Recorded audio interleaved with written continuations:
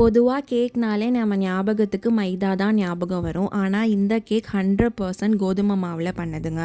No மைதா no oven ஆப்ஷனோட இந்த கேக்கை எப்படி செய்கிறதுன்னு பார்த்துடலாம். அதுக்கு தேவையான பொருட்கள்: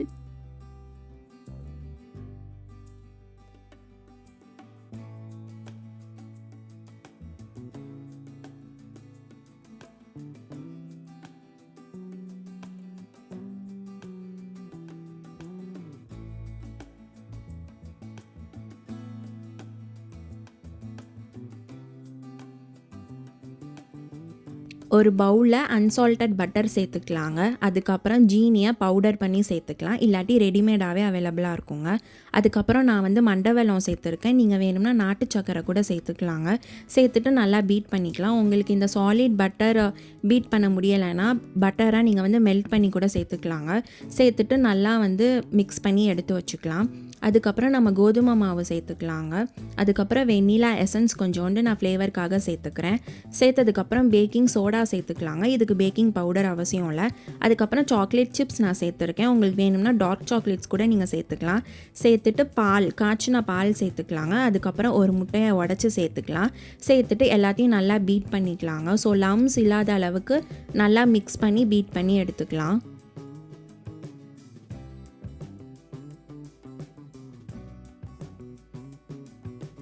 கேக் பேட்டர் ரெடி பண்ணியாச்சுங்க. இப்போ கேக் செய்கிற மவுலில் பட்டரால் கோட் பண்ணிக்கலாம். கோட் பண்ணிவிட்டு நம்ம ரெடி பண்ணி வச்சுருக்க கேக் பேட்டரை அதில் ப்ளேஸ் பண்ணிக்கலாங்க.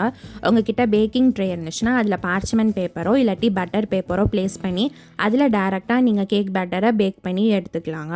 ஸோ நல்லா எல்லா இடத்துலையும் ஃபில் ஆகிற அளவுக்கு நான் கேக் பேட்டரை மவுலில் ப்ளேஸ் பண்ணிக்கிறேன். ப்ளேஸ் பண்ணிவிட்டு உங்களுக்கு எத்தனை நம்பர் ஆஃப் கேக்ஸ் நீங்கள் பேக் பண்ண போகிறீங்களோ அத்தனை நம்பர் ஆஃப் மவுல்ஸை ப்ரிப்பேர் பண்ணி வச்சுக்கலாங்க.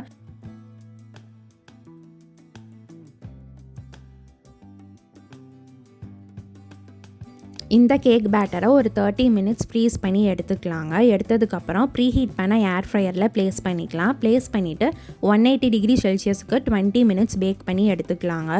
ஸோ அவ்வளோதான், சூப்பரான சாஃப்டான ஹெல்த்தியான வீட் ஃப்ளோர் கேக் ரெடி ஆயிடுச்சு. இது குழந்தைங்களுக்கு கொடுக்கலாம், வயசானவங்க கூட ட்ரை பண்ணலாங்க. டயட்டில் இருக்கிறவங்க கூட கண்டிப்பாக இதை ட்ரை பண்ணலாம். ஃபஸ்ட்டு டைம் ட்ரை பண்ணுறவங்களுக்கு கூட இந்த கேக் ரெசிபி ஃபெயில் ஆகாதுங்க. ரொம்ப ஈஸியாக பண்ணிடலாம். இந்த மாதிரி சிம்பிள் அண்ட் ஈஸி ரெசிபீஸுக்கு Sooru-Ready-ah யூடியூப் சேனலை சப்ஸ்கிரிப்ஷன் பண்ணி பெல் பட்டனை கிளிக் பண்ணிக்கோங்க. Stay happy, stay healthy. Thanks for வாட்சிங்.